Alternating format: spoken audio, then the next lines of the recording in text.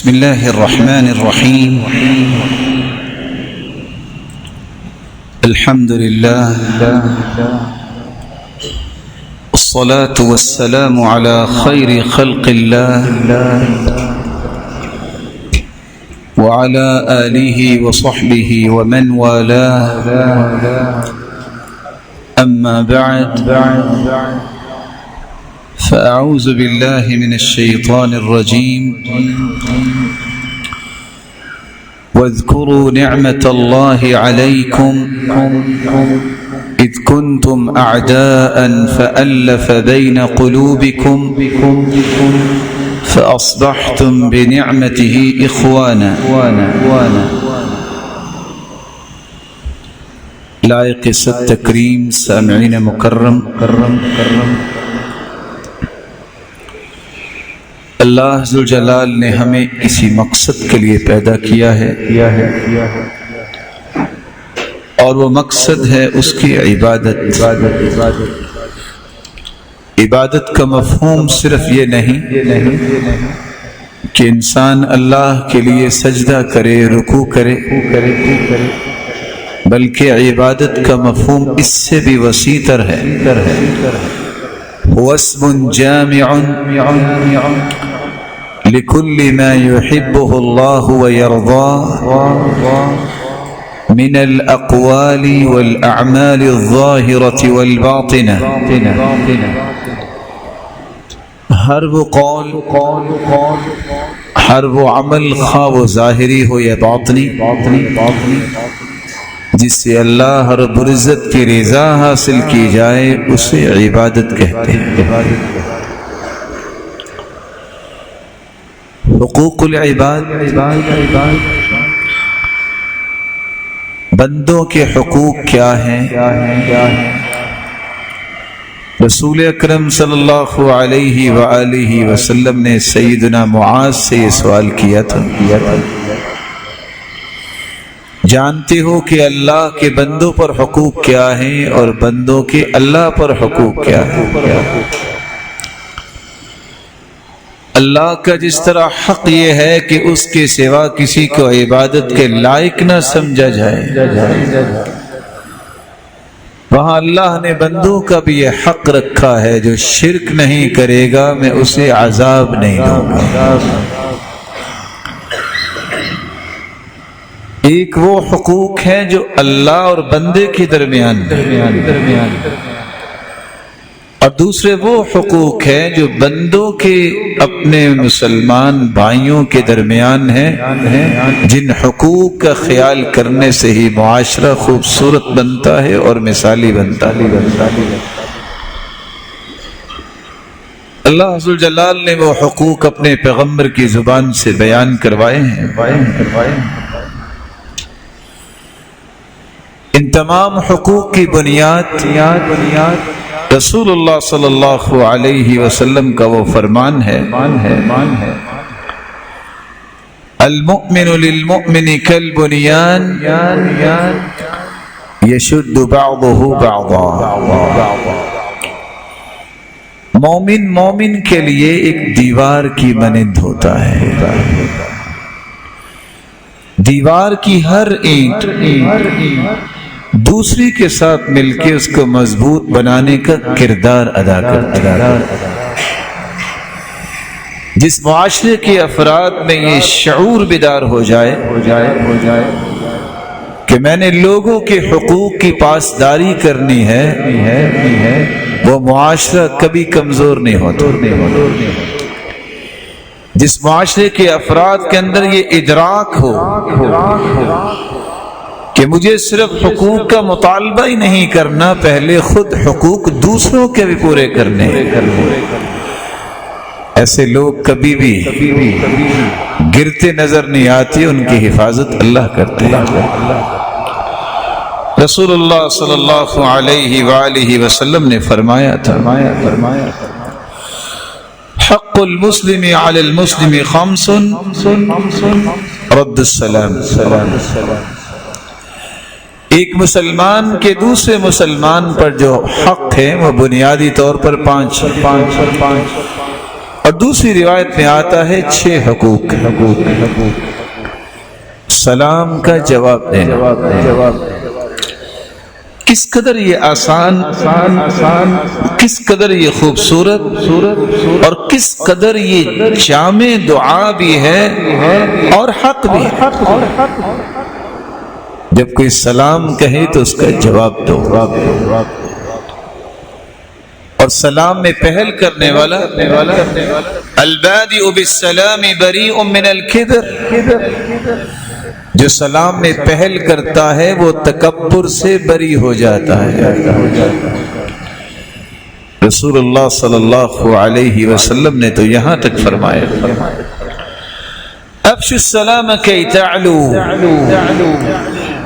بلندیوں کے متمنی ہو تو سلام کہا کرو، اللہ تمہیں بلندیاں عطا کر دے۔ افشوا السلام کی تسلموا، سلامتیاں چاہتے ہو تو سلام عام کیا کرو۔ لا تأذنوا لمن لم يبدأ بالسلام، جو تمہارے پاس آنے کی اجازت طلب کرے اور سلام نہ کہے اس کو اجازت نہ دیا کرو۔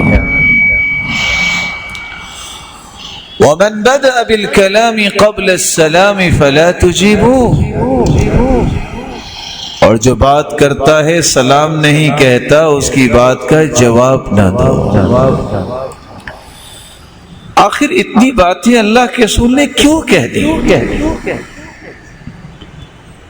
اس لیے کہہ دی سلام کا معنی یہ ہے التعری من الآفات الظاہرة والباطنة۔ امام راغب اصفہانی رحمت اللہ علیہ فرماتے ہیں جب ایک مسلمان دوسرے مسلمان کو ملتا ہے تو یہ وہ دعا کرتا ہے اے مسلمان بھائی السلام علیکم، اللہ تجھے ظاہری اور باطنی ہر قسم کی آفتوں سے تجھے بھی بچائے، تیرے اہل و عیال کو بھی بچائے، تیرے مال و دولت کو بھی بچائے، اور ہر اس چیز کو بچائے جس کا تعلق تیرے ساتھ ہے، اور اس پر مستعد اللہ کی رحمتوں کی برکھا برسے،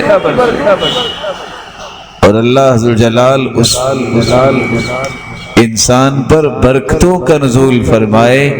یہ سلام کی وہ دعا ہے جو یہودی کو پسند نہیں ہے، مسلمان تو اس کو پسند کرتا ہے۔ ما حسدتكم اليهود على شيء ما حسدتكم على السلام والتأمين، یہودیوں کو جتنا سلام پہ دکھ ہوتا ہے، حسد ہوتا ہے اور آمین پہ ہوتا، اتنا کسی چیز پہ نہیں ہوتا۔ کیوں سلام پہ دکھ ہوتا ہے؟ یہودی یہ پسند نہیں کرتا کہ کسی مسلمان کو کوئی آسانی ملے اور خوشی ملے، اور نماز میں بھی جب ہم دعا کرتے ہیں اہدنا الصراط المستقیم صراط الذین انعمت علیہم، اللہ صراط مستقیم دے اور ان ہستیوں کا راستہ دے جن پر تیرا انعام ہوا، اور وہ کون سی ہستیاں ہیں؟ اولئک الذین انعم اللہ علیہم من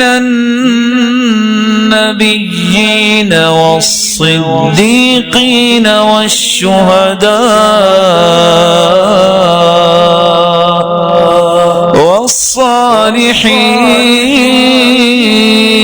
والصالحین وحسن اولئک رفیقا۔ انبیاء کا ساتھ مانگتے ہیں، صدیقین کا ساتھ مانگتے ہیں، شہداء کا ساتھ مانگتے ہیں، صالحین کا ساتھ مانگتے ہیں، اور اس سے اچھی رفاقت اور کون سی؟ یہودی کو یہ پسند ہے۔ اس لیے پہلا حق یہ ہے کہ سلام کہنا بھی چاہیے اور سلام کا جواب بھی دینا چاہیے۔ صحابہ کی تو شان یہ تھی كان اذا حال بينهما، جب دو لوگ جا رہے ہوتے، جدار او حجر او شجر، دیوار آ جاتی، کو پتھر کو درخت آ جاتا، تو جدا ہوتے بھی سلام اور دوبارہ ملتے بھی سلام۔ ہاں شریعت نے یہ گنجائش دی ہے، بہت سارے لوگ اگر جا رہے ہیں تو کوئی ایک سلام کہہ دے تو باقیوں کی طرف سے کفایت ہو جائے گی۔ بہت سارے لوگ بیٹھے ہیں، کوئی ایک جواب دے دے تو سب کی طرف سے سلام کا جواب ہو جائے گا۔ صحیح الجامع کی روایت۔ دوسرا حق یہ ہے وعیادۃ المریض، رسول اللہ صلی اللہ علیہ وسلم نے فرمایا یہ حق ہے کہ کسی بیمار کی عیادت کرو۔ من عاد مریضا، جو کسی مریض کی عیادت کرتا ہے، تیمارداری کرتا ہے، بیمار پرسی کرتا ہے، صلی علیہ 70,000 ملک، صبح کے وقت اگر وہ عیادت کرتا ہے تو شام تک 70,000 فرشتے اس کی بخشش، مغفرت اور برکت کی دعاؤں میں لگ جاتے ہیں۔ اور اگر رات کو عیادت کرتا ہے شام کو تو صبح تک 70,000 فرشتے اس کی مغفرت اور بخشش کی دعائیں کروائیں۔ اور رسول اللہ صلی اللہ علیہ وسلم نے فرمایا من عاد مریضا، جو کسی بیمار کی بیمار پرسی کرتا ہے، اللہ کا فرشتہ کہتا ہے طبت وطاب ممشاک وتبوأت من الجنة منزلا، تیرا یہ چلنا کتنا ہی پاکیزہ ہے، تو نے تو عیادت کرنے کی وجہ سے گئے ہو جنت میں ایک مقام حاصل کر لیا ہے۔ لم يزل في خرفة الجنة حتى يرجع، جب تک انسان بیمار کی بیمار پرسی کرتا ہے وہ جنت کے باغ میں ہی ہوتا ہے جب تک گھر واپس نہیں آ جاتا۔ یہ مسلمان کا حق ہے، بلکہ رسول اکرم صلی اللہ علیہ وسلم نے تو اس حق کو مزید کھولا ہے۔ آپ ایک یہودی بچے کی بیمار پرسی کرنے بھی چلے گئے اور جا کے کہتے ہیں قل اسلم، مسلمان ہو جاؤ۔ فنظر الى ابیہ، اس نے اپنے باپ کی طرف دیکھا اور باپ بھی کہتا ہے اطیع ابا القاسم، مان لو بات ابو القاسم کی۔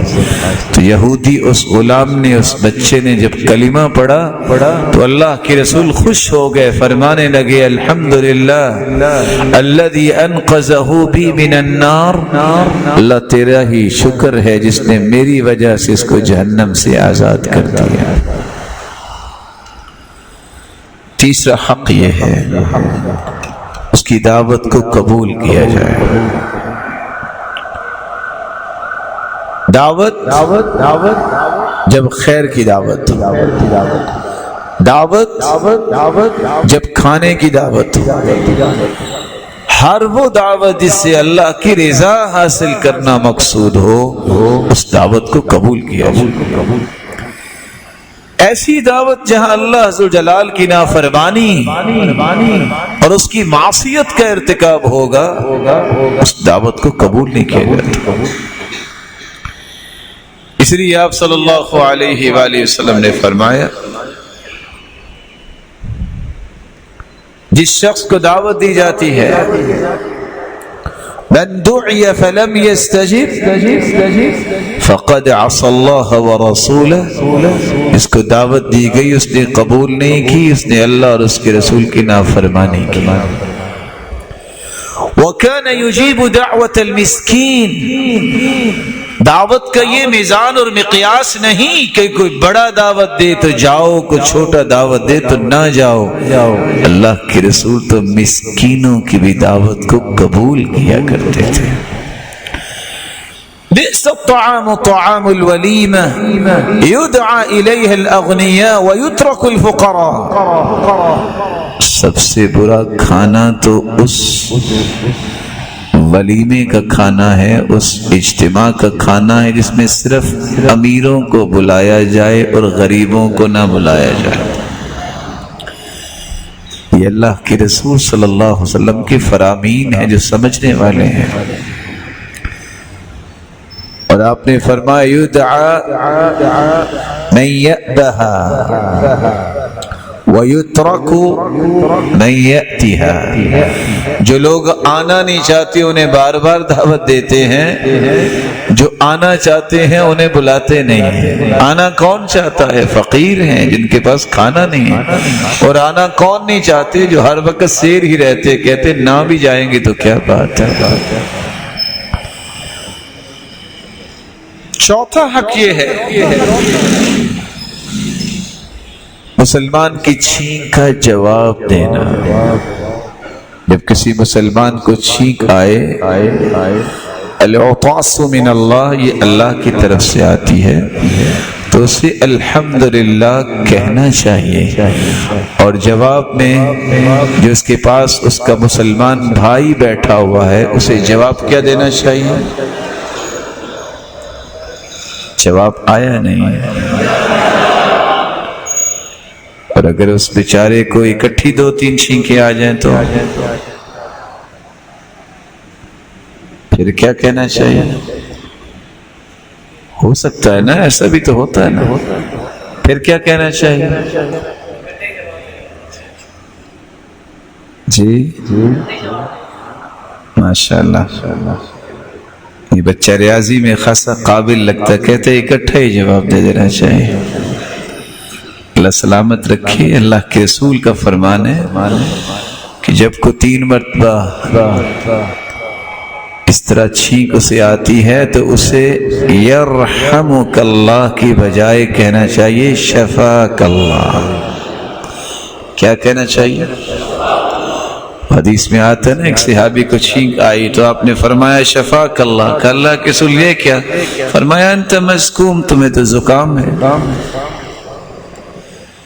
لیکن اگر کوئی الحمدللہ کہے ہی نہ تو پھر کیا کہنا چاہیے؟ بولے میرا جی چاہتا کہ میں آپ کو ساتھ ملا کے اب گفتگو کروں، بغیر ملائے بھی کچھ باتیں آپ نے سن لی۔ اگر کوئی الحمدللہ نہ کہے تو پھر کیا کہنا ہے؟ جی اپنے پاس سے باتیں بنایا نہیں کرتے، دین مکمل ہو چکا ہے۔ اگر اس بھائی نے کہا ہے تو لائی لگ نہیں بنتے، تحقیق کرتے ہیں، اسی طرح تو دین بگڑتا ہے۔ امام بخاری نے باب باندھا ہے، باب لا يشمت العاطس اذا لم يحمد اللہ، جو الحمدللہ نہیں کہتا اسے یرحمک اللہ بھی نہیں کہا جائے گا۔ ایک صحابی کو چھینک آئی، اس نے الحمدللہ کہا، آپ نے یرحمک اللہ کہہ دیا۔ دوسرے کو چھینک آئی، وہ خاموش رہا، آپ صلی اللہ علیہ وسلم بھی خاموش رہے۔ کہ اللہ کے رسول یہ کیا شمتہ ولم لم تشمتنی، مجھے آپ نے کوئی جواب نہیں دیا، اس کے لیے دعا کر دی کہ اللہ اس پہ رحمت فرمائے۔ آپ نے فرمایا اس نے تو اللہ کی تعریف کی، الحمدللہ کہا، تو میں نے دعا دے دی، تو نے اللہ کی تعریف نہیں کی تو میں دعا کیا دیتا ہوں؟ آداب۔ العطاس من اللہ والتساؤب من الشیطان، چھینک اللہ کی طرف سے آتی ہے اور جمائی شیطان کی طرف سے۔ جمائی سمجھتے؟ کراچی والے اردو تو ماشاءاللہ سمجھتے ہیں۔ کس کو کہتے ہیں جمائی؟ بولے گا کوئی نہیں، صرف ہاتھ رکھے گا۔ اچھا، جب جمائی آئے تو دایاں ہاتھ رکھنا چاہیے کہ بایاں؟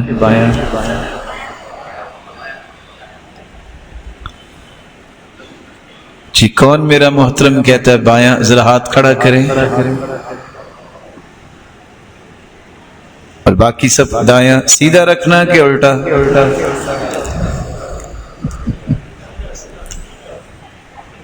دیکھ لینا، مشورہ کر لیں، بعد میں مکرنا نہیں۔ چلو یہ بتائیے کہ اللہ کے رسول سیدھا ہاتھ رکھتے تھے کہ الٹا ہاتھ رکھتے تھے؟ دایاں رکھتے تھے کہ بایاں؟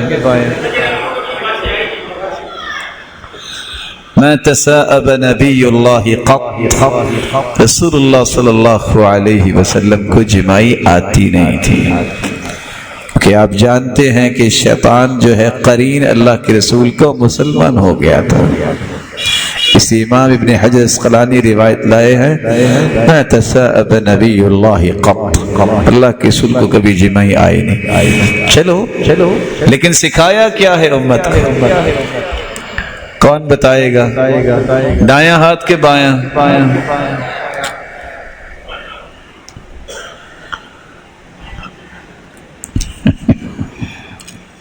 سیدھا ہاتھ کے الٹا؟ اختلف العلماء على قولین، علماء کے دو قول ہیں۔ راوی روایت کرتے ہیں کہ یہ کر کے دکھایا کہ جب کسی کو چھینک آئے تو اس کو اپنے چہرے پہ ہاتھ رکھ لینا چاہیے، کپڑا رکھ لینا چاہیے، اور اپنے منہ پہ ہاتھ رکھ کے اپنے ناک کو بھی دبائیں تاکہ کسی تک کو ایسے جو ذرات ہیں وہ نہ پہنچے، کسی کو تکلیف نہ ہو۔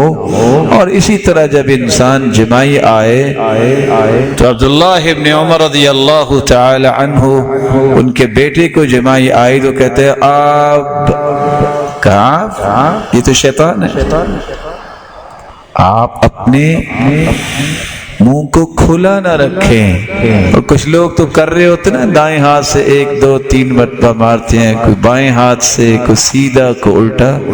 آپ اپنے منہ پہ ہاتھ رکھیں اور اس کو اچھی طرح محفوظ کریں۔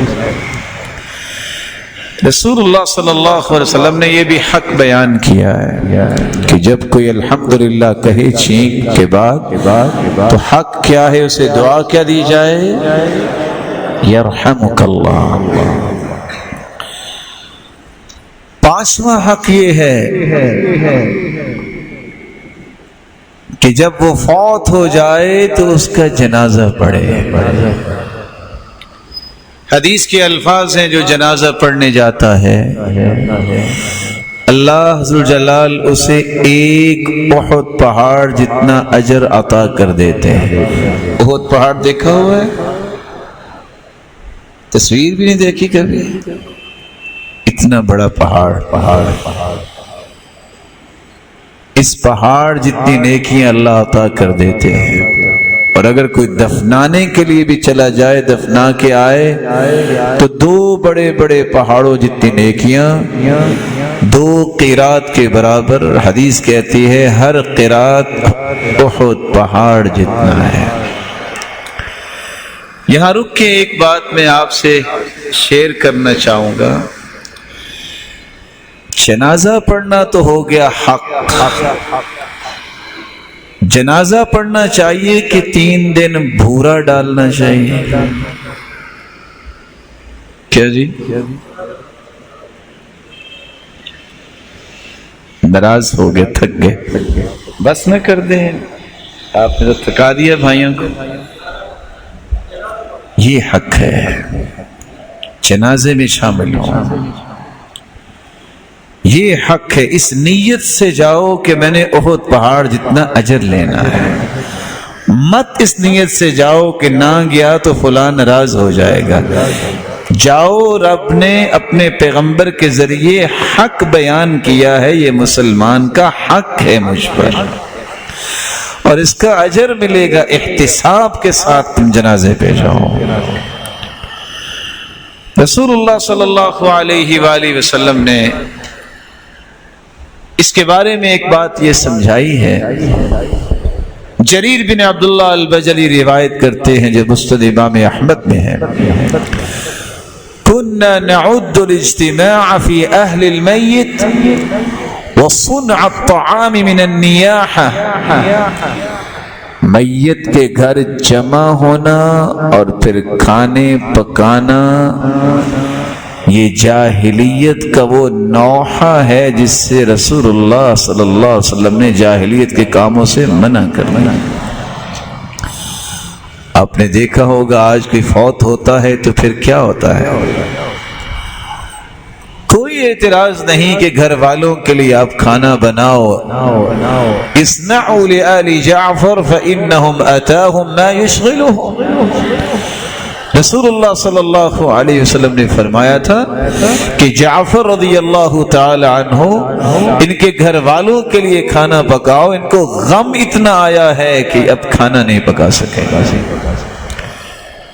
اس کا مطلب یہ تو نہیں تھا کہ پورا خاندان اکٹھا ہو جائے اور 3 اور 10 دن تک کھانے پکاتے رہیں اور اعتراض بھی کرتے رہیں کہ تمہارا فوت ہوا تھا تو میں نے تو گوشت روٹی دی تھی اور تمہارے تو نان ہی اچھے نہیں تھے.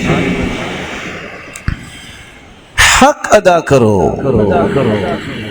بناوٹی حقوق نہ بناؤ. آپ سوچ سکتے ہیں کہ حالت کہاں تک پہنچ گئی. بوڑھی ماں سے بیٹا کہہ رہا ہے ماں بارش بھی ہے اور میری جیب میں بھی پیسے نہیں ہیں، فوت نہ ہونا میں کھانا کیسے لوگوں کو کھلاؤں گا. جب کیفیت یہاں تک پہنچ جائے تو پھر تو اللہ کے بندو اللہ سے ڈر جانا چاہیے، وہی کام کریں جو شریعت سے ثابت ہے. لا تحد المرأة، صحیح بخاری کی روایت ہے کہ عورت جبکہ اس کا فوت ہوتا ہے تو 3 دن سے زیادہ زیب و زینت کو ترک نہ کرے. ہاں اگر اس کا خامن فوت ہوا ہے تو 4 مہینے 10 دن وہ عورت زیب و زینت نہیں کرتی. الاحداث ترک الزینہ، یہ حکم تو عورت کو تھا. پتہ نہیں مردوں نے کیسے سمجھ لیا کہ 3 دن ہم کنات بھی لگائیں گے اور نیچے بھی کچھ بٹھائیں گے اور سارا دن بیٹھ کے غیبتیں سنیں گے بھی سنائیں گے. کوئی سیاست کی بات کر رہا ہے، کوئی کسی کی چغلی کر رہا ہے. سلف تو اس قدر حساس تھے. ایک شخص جنازے میں کہا لگا رہا تھا، کہا واللہ لا اکلمک ابدا، تجھے اتنا بھی ادب نہیں ہے کہ جنازہ ہے، عبرت ہے، تم کہا لگا رہے ہو، اللہ کی قسم میں تمہیں کبھی تم سے بات نہیں کروں. موت ایک عبرت کی چیز ہے اور وہ لوگ کیسے کل قیامت کو حساب دیں گے جو مواقع مہیا کرتے ہیں کہ آؤ 24 گھنٹے بیٹھو اور بیٹھ کے غیبتیں کرو اور غیبتیں سنو اور چغلیاں کرو اور چغلیاں سنو. من رد الغیبت عن مسلم، اللہ کے رسول صلی اللہ علیہ وسلم نے فرمایا تھا جو کسی مسلمان بھائی سے غیبت کو دور کرتا ہے یہ بھی حق ہے. جب کسی مسلمان کی غیبت سنو تو اسے روکو. اللہ قیامت کے دن اس کے چہرے کو آگ سے دور کر دیں گے جب کسی کی غیبت کو روکتا ہے. اب پتہ نہیں کراچی کا کیا فتویٰ ہے، 3 دن بھورا ڈالنا چاہیے. جی میں کوئی نیا فتویٰ نہ دے دوں، میں تو طالب علم ہوں. ہم نے تو یہی دیکھا ہے، وہ سعودیہ میں جب بھی کسی عالم کے گھر کو وفات ہو کوئی زندگی معطل نہیں ہوتی، کوئی کچھ نہیں ہوتا. جب بھی موقع ملے، کوئی وقت تعین نہیں، کسی کو پتہ ہی 10 دن کے بعد چلا اس وقت تعزیت کر لے، اس کو اجر ملے گا. من عز اخاہ المسلم کی حدیث کے تحت وہ تعزیت کر سکتا ہے. کوئی جنازے کے وقت تعزیت کر لے. وہاں انہوں نے تو کیا ہوتا ہے کہ شام کے بعد جب لوگ اپنے کام کاج سے فارغ ہوتے ہیں جاتے ہیں، دعا دی عظم اللہ اجرک واحسن عزاءک وغفر لمیتک انا للہ ما اخذ وله ما اعطى ولكل شيء اجل مسمى فلتصبر ولتحتسب. یہ دعا دی اور چلتے چلتے ہی دعا دے کے واپس آگے. کوئی بیٹھتا نہیں ہے، کوئی کھانا نہیں کھاتا، کوئی کھانا کھلاتا نہیں ہے، کوئی عادت نہیں ایسی. اللہ تعالی ہمیں بھی ایسے امور کو اختیار کرنے کی توفیق دے جس سے اللہ راضی ہو جائے. ایک چھٹا حق بھی ہے، وَإِذَا اسْتَنصَحَكَ فَانصَحْ لَهُ، جب کوئی نصیحت طلب کرے تو اس کو نصیحت کرنی چاہیے. کتنا پیارا یہ ادب سکھایا، لیکن آج کوئی نصیحت لیتا ہی نہیں ہے. آج تو زبردستی دینی پڑتی ہے. اگر کوئی بات کہنا بھی چاہے کہتے ہیں مجھے پتا ہے، اب زیادہ نہ بنو، میں کو تم سے کم نہیں پڑا ہوا۔ اور حدیث کہہ رہی ہے وَإِذَا اسْتَنصَحَكَ فَانصَحْ لَهُ، کوئی نصیحت طلب کرے تو اسے نصیحت کیا کرو، وہاں اپنی صلاحیت سے بخل نہ کرو، اس صلاحیت کو مسلمانوں کو فائدہ دینے کے لیے وقف کرو۔ شاید کہ آپ کی نصیحت، آپ کے مشورے اور آپ کی رائے سے اس کی زندگی کے کتنے پہلو آسان اور روشن ہو جائیں۔ اور یہی تو وہ چیز تھی جو رسول اللہ صلی اللہ علیہ وسلم نے صحابہ کو سکھائی اور کر کے دکھائی۔ خدیجہ رضی اللہ تعالی عنہا فرماتی ہیں واللہ لا یخزیک اللہ ابدا، اللہ کے پیغمبر اللہ کبھی آپ کو شرمندہ نہیں ہونے دیں گے، کبھی آپ کو پریشان نہیں ہونے دیں گے۔ واللہ لا یخزیک اللہ ابدا، اللہ آپ کو کبھی ذلیل نہیں ہونے دیں گے، کیونکہ آپ کی صفات کیا ہیں؟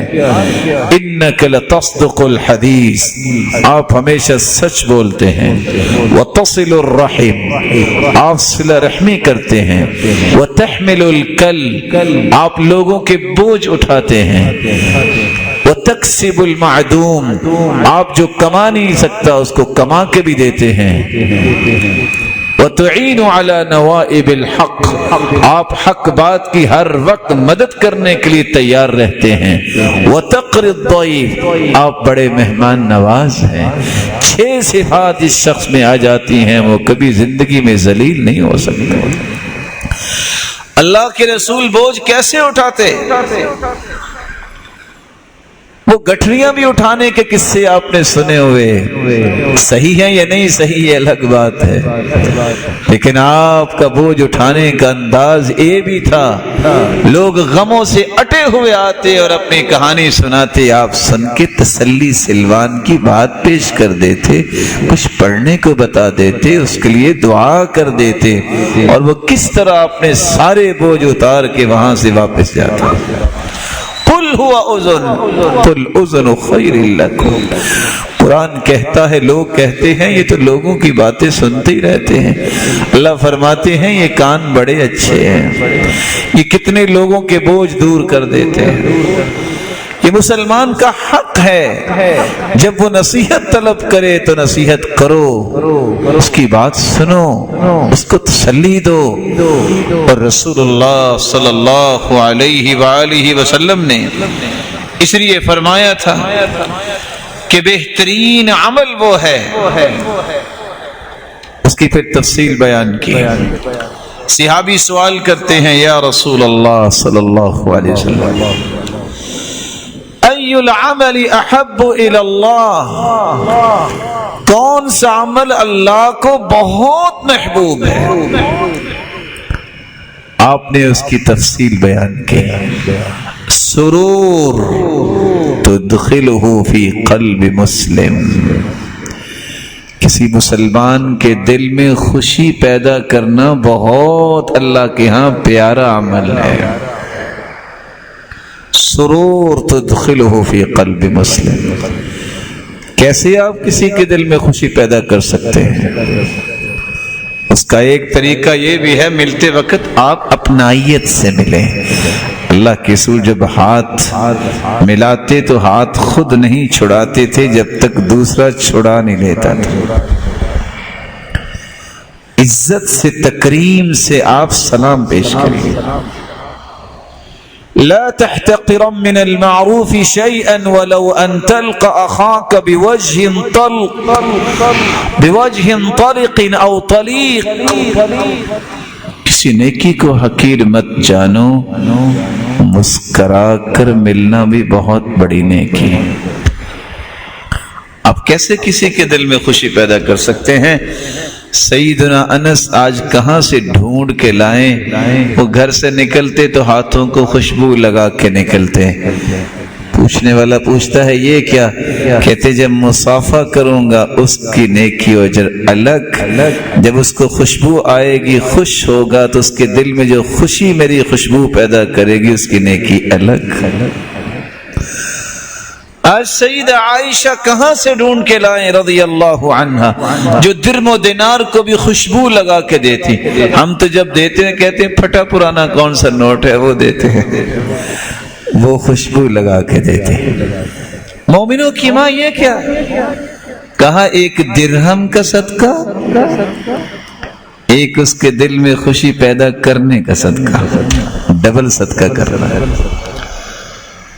سرور تدخلہ فی قلب مستقیم، ادخال السرور فی قلب مؤمن، کسی مومن کے دل میں خوشی پیدا کرنا. آپ کے ساتھ جس کی ناراضگی ہے، آپ 2 منٹ کی کال کر کے تو دیکھیں. اللہ عز و جلال کے اس نبی کی بات مانتے ہوئے آپ کال کریں گے، اس کو کتنی خوشی ہوگی. مجھے فون کیا، وہ 2-4 منٹ تو سوچتے رہ جائے، مجھے فون کیا، وہ تو میرے ساتھ ناراض تھا. آپ کال کر کے تو دیکھیں. اور سب سے زیادہ حقدار اس خوشی کے کون ہیں؟ اپنے والدین کے ساتھ یہ رویہ، اپنے بہن بھائیوں کے ساتھ یہ رویے پیش کریں، اپنے گھر والوں کے ساتھ یہ رویے پیش کریں، اپنے رشتہ داروں کے ساتھ یہ رویے پیش کریں. ادخال السرور فی قلب مؤمن او تطرد عنہ جوعا، کوئی بھوکا ہے تو اسے کھانا کھلا دو. سید المرسلین فرماتے ہیں کہ جو اللہ کی رضا کے لیے کسی کو کھانا کھلاتا ہے اس کو حج کا ثواب ملتا ہے. صحیح الجامع کی روایت. کھانا کھلانا تو بہت بڑی بات. مزاج یہ بنائیے معاشرہ وہ بلند ہوتا ہے جہاں حقوق کی ادائیگی کی یہ حالت ہو. آپ کے پاس کوئی آیا ہے، کچھ بھی نہیں آپ کی جیب میں، آپ 3 کام کر لو. السلام علیکم ورحمۃ اللہ وبرکاتہ. میرے محترم، آپ کس سے ملنا چاہتے ہیں؟ میں آپ کی کیسے خدمت کر سکتا ہوں؟ سادہ پانی اس کی خدمت میں پیش کر دے، کچھ نہیں آپ کے پاس. اگر صحیح بخاری کی روایت اوتھینٹک ہے، اگر بدکار عورت کتا پیاسا تھا اس کو پانی پلانے کی وجہ سے اس کی بخشش ہو گئی، تو کسی مسلمان اشرف المخلوقات کو سادہ پانی پیش کرنے سے آپ کی بھی بخشش ہو جائے. مزاج بنائیے. اور کچھ لوگ تو بڑے تیز ترار ہوتے ہیں نا، مہمان کو دیکھ کے چہرہ بدل لیتے ہیں. اور حدیث کہتی ہے لا خیر فی من لا یضیف، جو مہمان نواز نہیں اس کے اندر خیر نام کی کوئی چیز نہیں. بلکہ وہ آج تو نئے نئے نام رکھے ہوتے ہیں، آپ مجھ سے زیادہ جانتے ہوں گے.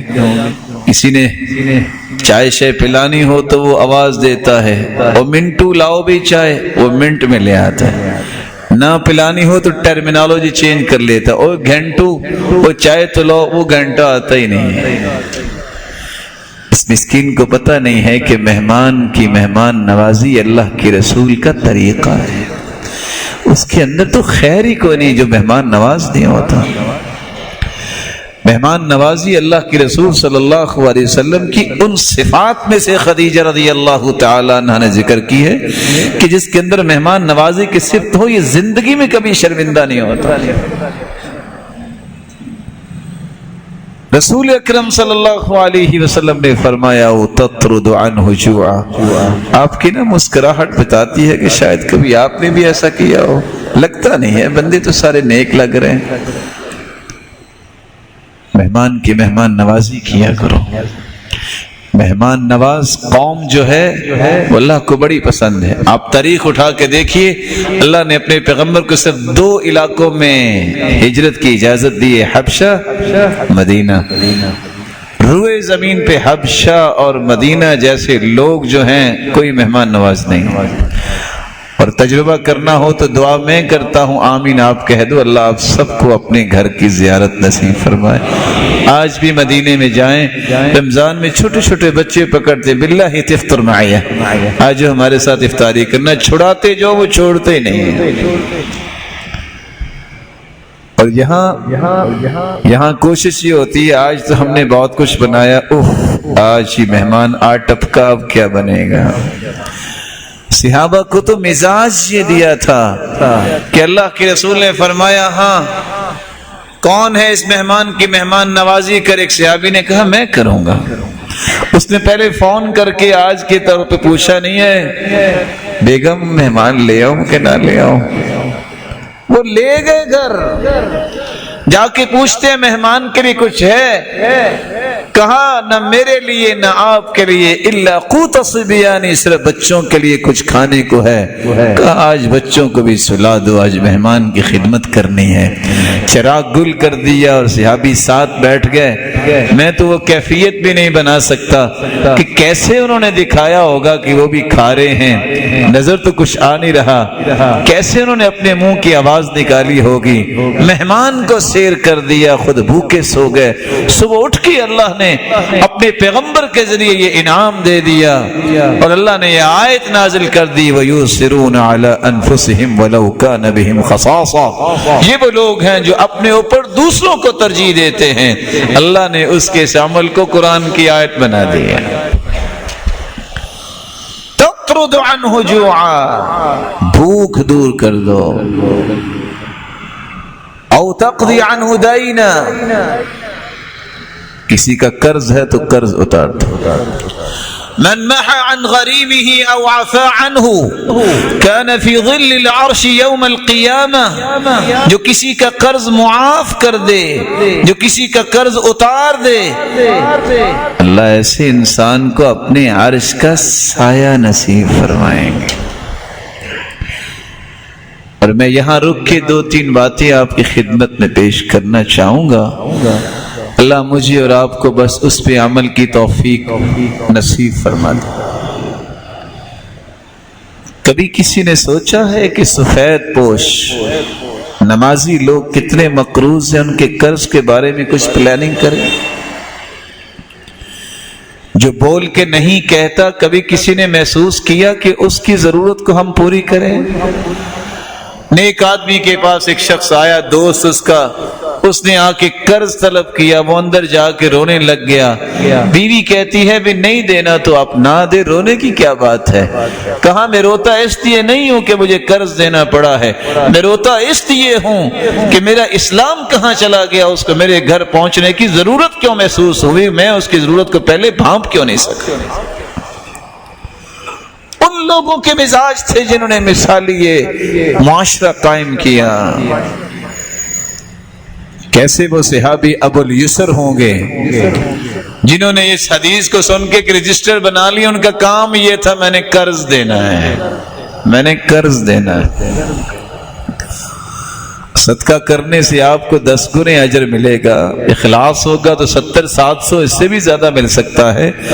جو انسان قرض دیتا ہے، اگر جس تاریخ تک قرض دیا آپ کو 18 گنے اجر ملے گا، اگر ایک دن بھی زیادہ ہو گیا، 1 کروڑ روپیہ قرض دیا ہے مہینے کے لیے، اگلے مہینے کی پہلی تاریخ سے اللہ اتنا ہی صدقہ آپ کے نام اعمال میں لکھ دیں گے۔ اللہ کے قرض واپس بھی آ جانا ہے۔ ابو الیسر ایسا ہی کرتے، بلکہ ایک شخص سے قرض لینے واپس گئے تو وہ چھپ گیا اپنے گھر، آواز دی کہ آ جاؤ، میں کچھ نہیں کہتا۔ کیوں ایسا کیا؟ کہتا ہے میرے پاس گنجائش نہیں ہے۔ کہا سنو، یہ وہ کاغذ ہے جو لکھا ہے کہ قرض آپ نے لیا ہے۔ اللہ کے رسول نے فرمایا تھا جو کسی کا قرض معاف کر دے اللہ اسے عرش کا سایہ دے گا، میں اس کو پھاڑتا ہوں، جاؤ میں نے قرض معاف کیا۔ اور ہم اتنے بادشاہ ہیں کہ ہم قرض دینے والے تو بنتے ہی نہیں ہیں، بلکہ ہم نے تو زبردستی قرض بنائے ہوئے ہیں۔ کون سے قرض؟ بیٹے کی شادی کی، کسی کو دیا 500 روپیہ اس امید کے ساتھ کہ 1000 ملے گا۔ مسلمان تو لالچی نہیں ہوتا، مسلمان تو حریص نہیں ہوتا۔ یہ بوٹی دے کے بکرا لینے کی خواہش مومن تو نہیں کرتا۔ کیا اس کو کہتے ہیں؟ نیوندرا شریف کہتے ہیں۔ میں صرف ایک حدیث سنا دیتا ہوں، شاید کسی کی سمجھ میں آ جائے۔ یہ ہم تحفہ دیتے ہیں نا، شادی تحفہ دیتے ہیں نا، العائد فی ہبتہ کالکلب یعود علی قیئہ، جو تحفہ اور ہدیہ دے کے واپس لیتا ہے وہ ایسا ہی ہے جیسے کتا کہہ کر کے دوبارہ چاٹ لیتا ہے۔ ولیس لنا مثل السوء، ہمارے لیے بری مثالیں نہیں۔ بڑی بڑی 30 سال پرانی کاپیاں رکھی ہوں گی، اور آج کس کی شادی ہے وہ دیکھو انہوں نے کتنا دیا ہے۔ استغفر اللہ، مومن ایسا نہیں ہوتا۔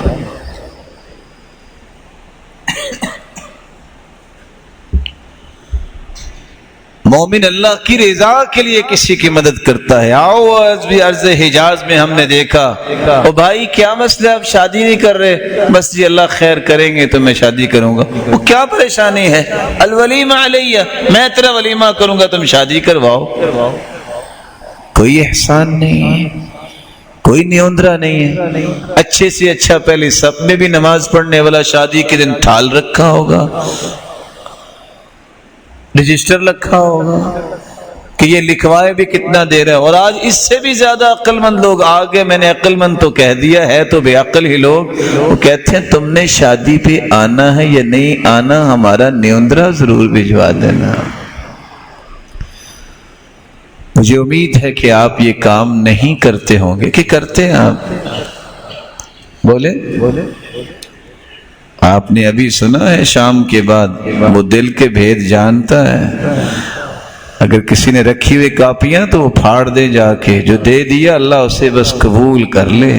کسی مسلمان کی خیر خواہی کیا کریں، لینے کی تمنا نہ کیا کریں، اللہ وہ دے گا جو آپ نے کبھی سوچا نہیں ہوگا۔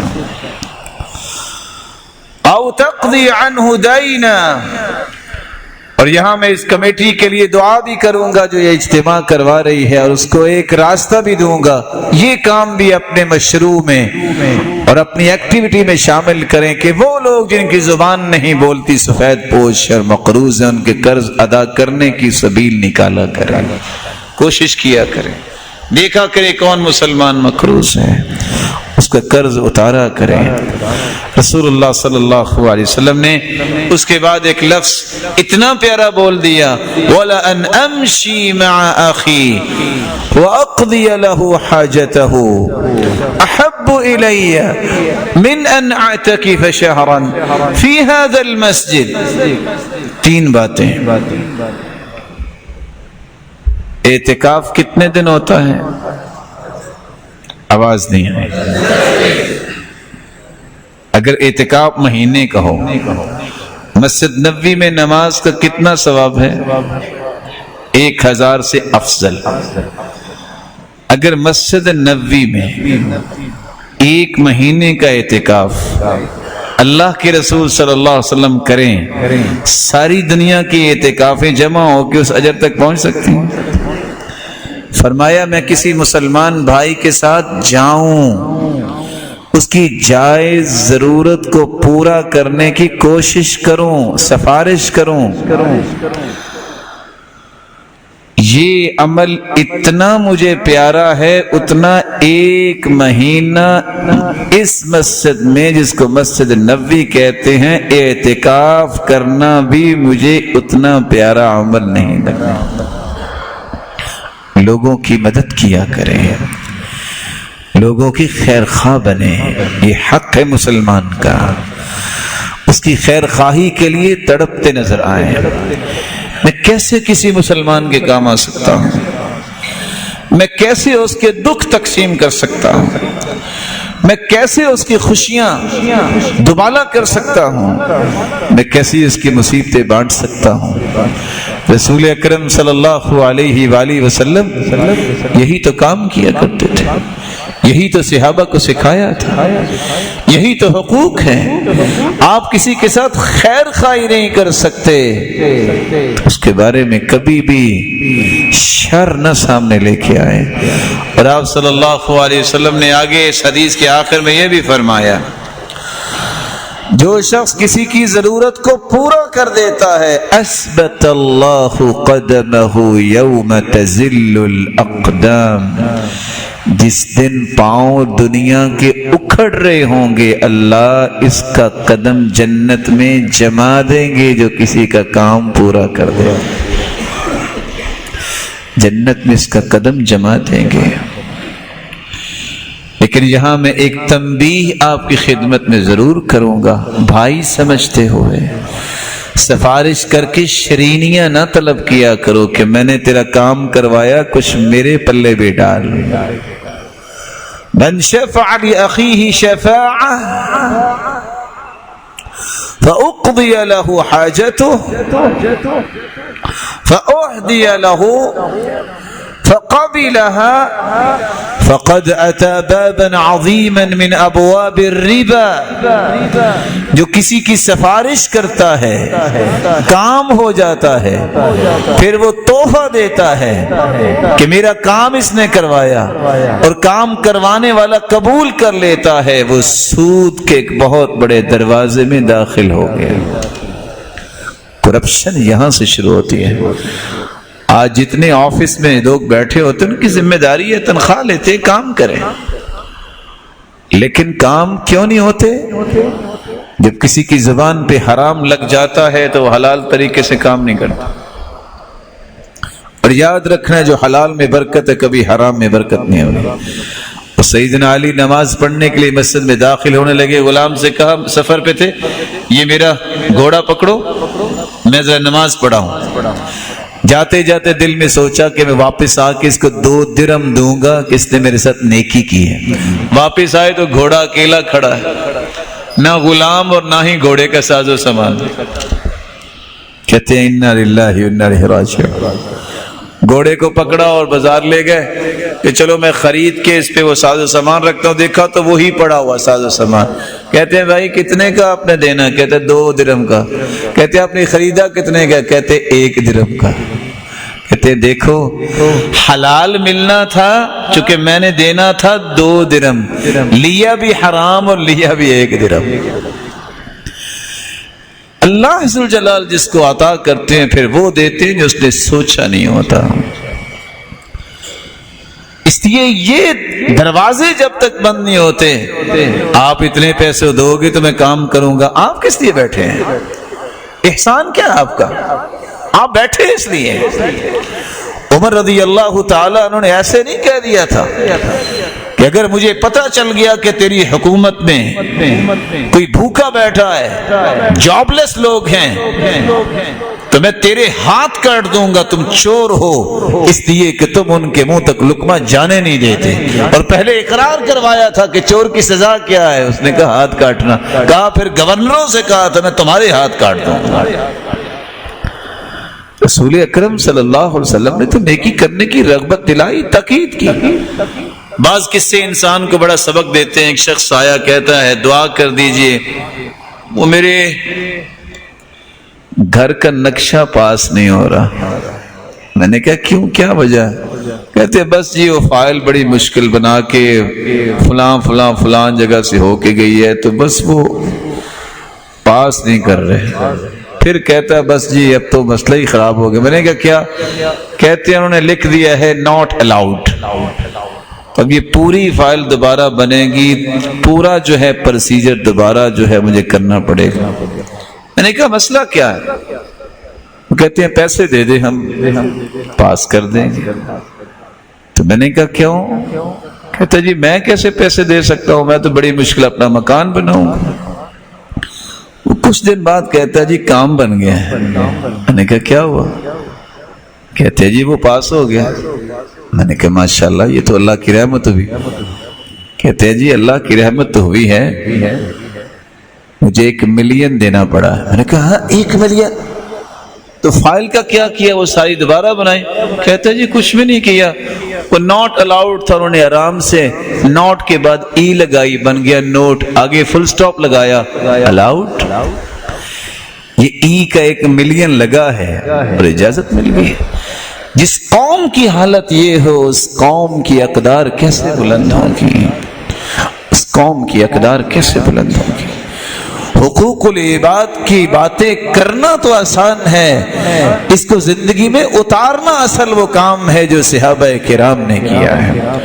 مسلمان کے حقوق میں، لوگوں کے حقوق میں سے ایک حق یہ بھی ہے کہ آپ اس کو نیکی کی ترغیب دیں، آپ اس کو برائی سے منع کریں۔ آج یہ کام کرنے کے لیے کوئی بندہ تیار ہی نہیں. رسول اکرم صلی اللہ علیہ وسلم نے فرمایا تھا لَتَأْمُرُنَّ بِالْمَعْرُوفِ وَلَتَنْهَوُنَّ عَنِ الْمُنْكَرِ أَوْ لَيُوشِكَنَّ اللَّهُ أَنْ يَبْعَثَ عَلَيْكُمْ عِقَابًا مِّنْهُ ثُمَّ لَتَدْعُنَّهُ فَلَا يُسْتَجَابُ لَكُمْ. نیکی کا حکم کیا کرو اور برائی سے منع کیا کرو. اگر تم نیکی کا حکم نہیں کرو گے، برائی سے منع نہیں کرو گے، تو اللہ کا عذاب ایسا آئے گا، پھر تم دعائیں بھی کرو گے، اللہ تمہاری دعاؤں کو قبول نہیں کریں گے. میرے معزز بھائیوں اور بزرگوں، ایک بات ہم آپس میں شیئر کریں. کیا ہم دعائیں نہیں کرتے؟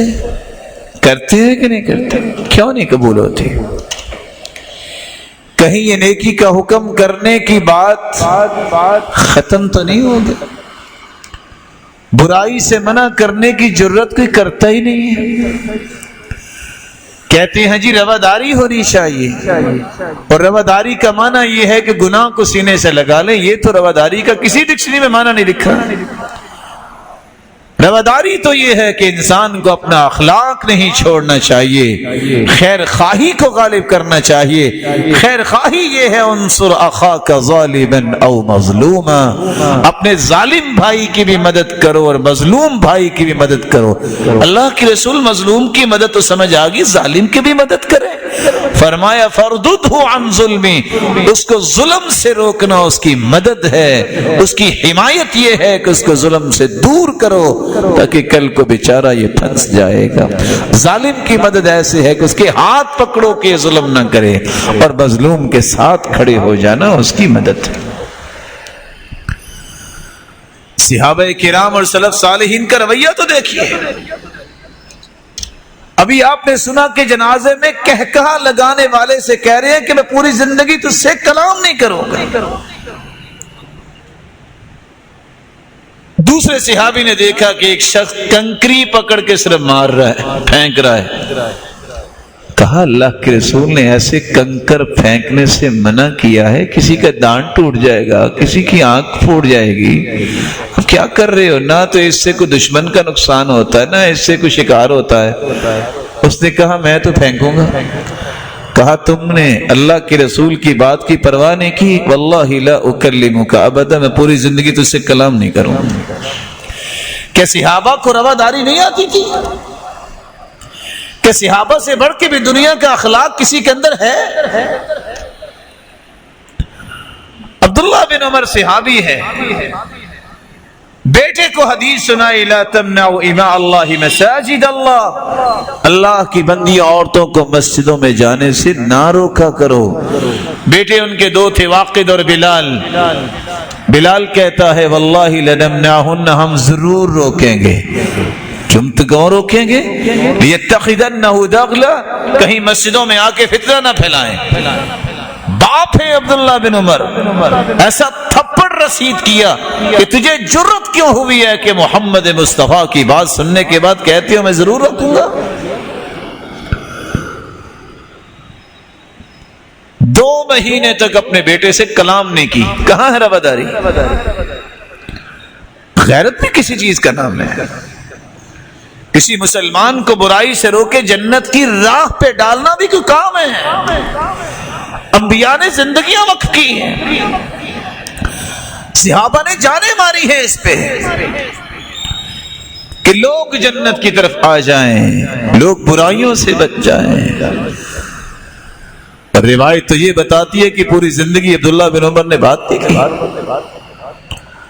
سیدہ عائشہ رضی اللہ تعالی عنہا، جن کو ام عبداللہ صرف عبداللہ بن زبیر کی وجہ سے کہا جاتا ہے کہ ان کا لاڈ پیار اپنے بھانجے کے ساتھ بہت تھا. بھانجا ہی کہتا ہے کہ یہ ہر وقت صدقہ ہی کرتی رہتی ہے میری خالہ، اس کے ہاتھ پکڑنے چاہیے. کہا اللہ کے رسول نے صدقے کی ترغیب دی ہے، تم کہتے ہو اس کے ہاتھ پکڑنے چاہیے، میں تجھ سے بات ہی نہیں کروں گی. قسم اٹھا لی.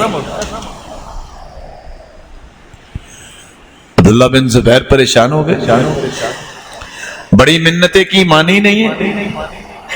تم نے اللہ کے رسول کی بات کی مخالفت کی ہے تو کی کیوں ہے؟ یہاں کہتے ہیں رواداری ہونی چاہیے. فوجی آخر پارٹنر جو ہوا وہ شادی پہ رقص ہی تھا اور تو کچھ نہیں تھا. وہ بچے جو ہوئے, گانے باجے جو ہوئے, یہ تمہارے لیے تو چھوٹی چیزیں ہیں. محمد مصطفیٰ جو دین لے کے آئے ہیں, انہوں نے کہا تھا مجھے بھیجا ہی اس لیے گیا ہے کہ باجے اور طبلے توڑ کے آؤں. بس جی وہاں دور چل رہا تھا شراب کا, تو میں نے کہا کیا لڑائی ڈالنی ہے. اللہ کے رسول نے فرمایا ایسے دسترخوان پہ مت بیٹھو یدار علیہ الخمر, جہاں شراب کا دور چل رہا ہے. یہ وہ غیرت ہے جب مر جاتی ہے تو قومیں ہی مر جاتی ہیں, ان کی قسمت بھی مر جاتی ہے, جس کو آج رواداری کا نام دے کے جو ہے وہ مسلمانوں میں گھسیڑا جا رہا ہے. اللہ سب کی غیرت کو زندہ رکھے. سیدہ عائشہ رضی اللہ تعالیٰ عنہا سے بڑے بڑے لوگوں کی سفارشیں کروائی, وہ نہیں مانی. ایک دن اسماء رضی اللہ تعالیٰ عنہ جو بہن تھی سیدہ عائشہ کی, انہوں نے عبداللہ بن زبیر کو چادر میں چھپایا اور آ گئی. اور دوسری روایت میں آتا ہے کہ دوسرے لوگ آئے اور آ کے کہتے ہیں انا ادخل, اندر آ جائیں. تو سیدہ عائشہ نے فرمایا آ جاؤ. کہتے ہیں کلنا, سارے آ جائیں. تو انہوں نے کہا شاید مزاحن کہنے, فرمایا کلکم, سارے آ جاؤ. جو ہی اندر گئے عبداللہ بن زبیر بھانجے تھے, نکل کے اپنی خالہ کو چمٹ گئے, معاف کر دو. کہا نہیں, مانو تم نے غلط کہا ہے, میں بھی اپنی قسم کا جب تک کفارہ نہیں دوں گی میں تجھ سے کلام نہیں کروں گی. رواداری کا مفہوم سمجھیے, خیر کو غالب کرنا, ٹالریٹ کرنا, اخلاق کو مضبوط رکھنا. رواداری سے مراد گناہوں کو سینے سے لگانا نہیں ہے. ایک نیا لفظ بولا جاتا ہے حکمت ہونی چاہیے, او حکمت سے کام کرنا چاہیے. پتہ نہیں حکمت کا معنی کیا لیا جاتا ہے. ادھر سے آواز آتی ہے اس کے پاس تو حکمت ہی کوئی نہیں ہے, اور چلو کو 2-4 فائرنگ کر دی ہے شادی پہ تو کیا ہو گیا, حکمت سے کام لینا چاہیے. حکمت کا مفہوم قرآن سے پوچھئے کہ حکمت کا معنی کیا ہے. حکمت کا مطلب ہے اصابت الرأی, صحیح ترین رائے کو اختیار کرنا, یہ حکمت ہے. قرآن مجید میں اللہ عز و جلال فرماتے ہیں وَمَن يُؤْتَ الْحِكْمَةَ فَقَدْ أُوتِيَ خَيْرًا كَثِيرًا وَمَا يَذَّكَّرُ إِلَّا أُولُو الْأَلْبَابِ.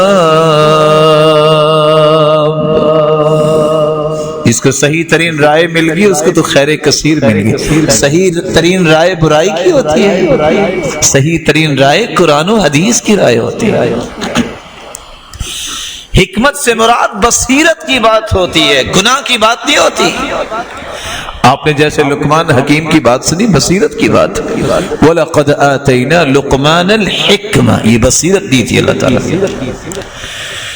حکمت سے مراد خشیت کی بات ہے, نصیحت ہوتی ہے, برائی نہیں ہوتی. حکمت بالغۃ فما تغنی النذر, حکمت سے مراد ہے ایسی بات کرنا جس سے اللہ کا خوف پیدا ہو, جس سے خشیت الہی پیدا ہو, جس سے لوگ نصیحت پکڑیں, اس کو حکمت کہتے ہیں. حکمت سے مراد حدیث اور سنت ہے.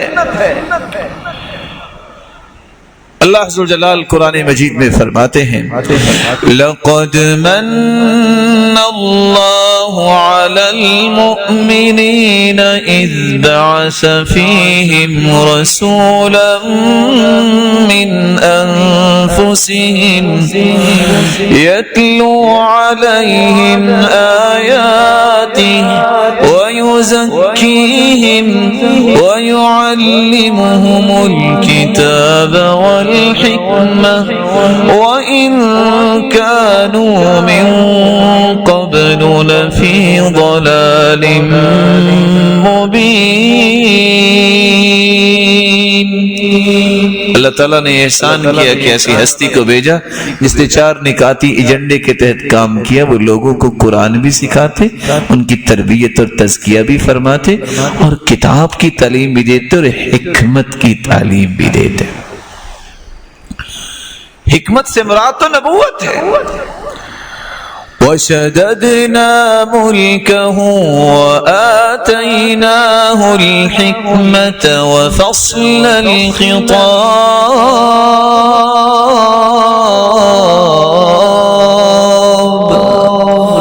داؤد علیہ السلام کو ہم نے بادشاہی بھی دی اور نبوت بھی دی۔ تو حکمت تو وہ ہوتی ہے جو نبی کی باتیں ہوں۔ حکمت برائی کو سینے سے لگانا تو نہیں ہے کہ جو مرضی کوئی برائی کرتا رہے کہتے بس یہ حکمت جو ہوئی، یہ حکمت نہیں ہے۔ صحابہ کرام نے یہ رواداری نہیں بتائی، لیکن اخلاق کو بھی نہ چھوڑیے، جذبات بھی نہ اپنے توڑیے۔ وہ نظریہ، وہ طریقہ جو صحابہ کرام کا تھا۔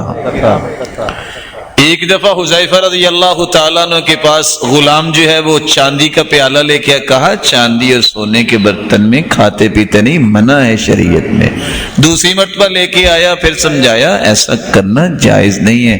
اللہ کے رسول نے فرمایا ہے مسلمانوں کے لیے جنت میں ہوں گے، یہ تو کافروں کے لیے دنیا میں ہے۔ اور جو سونے چاندی میں پیتا ہے وہ اپنے پیٹ میں آگ بھرتا ہے۔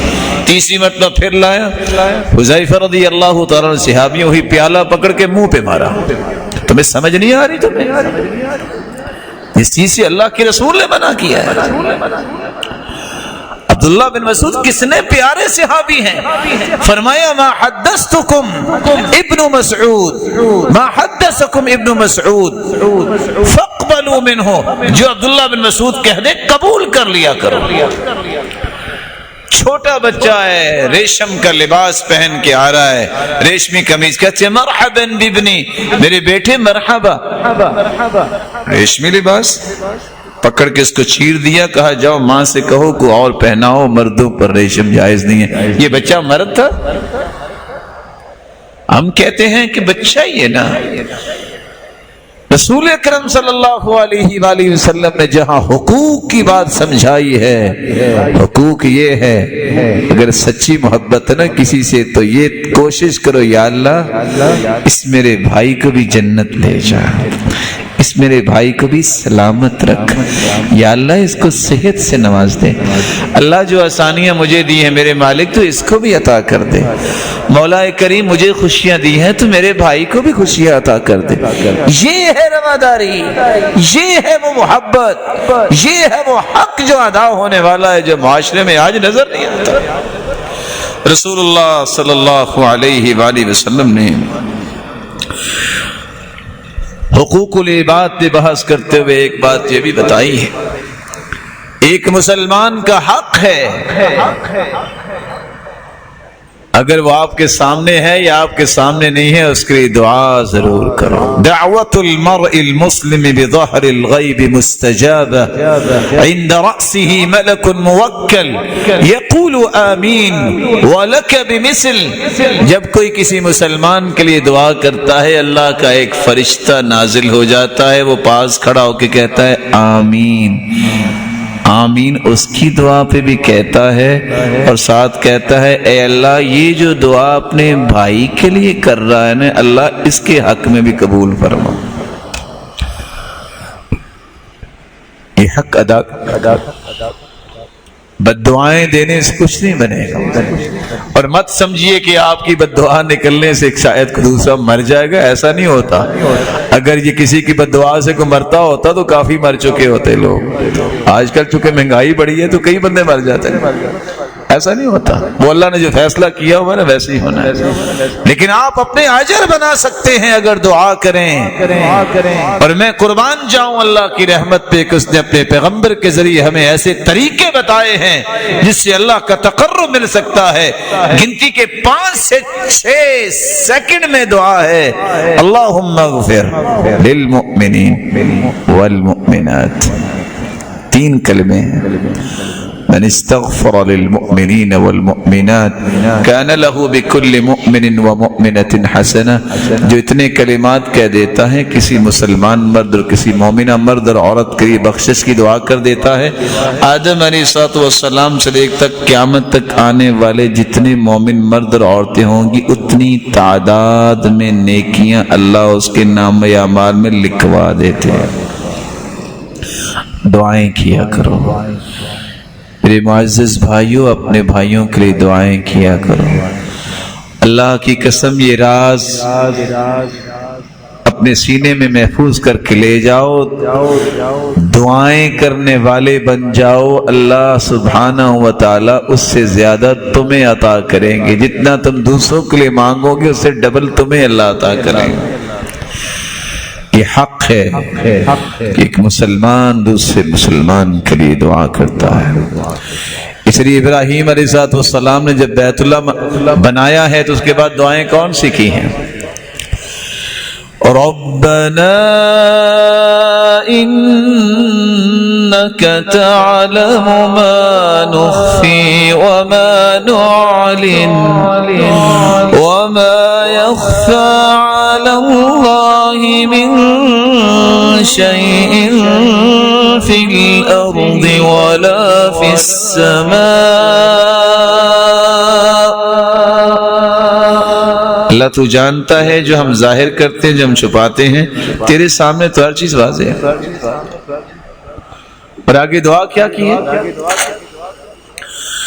رب اجعلنی مقیم الصلاة ومن ذریتی ربنا وتقبل دعاء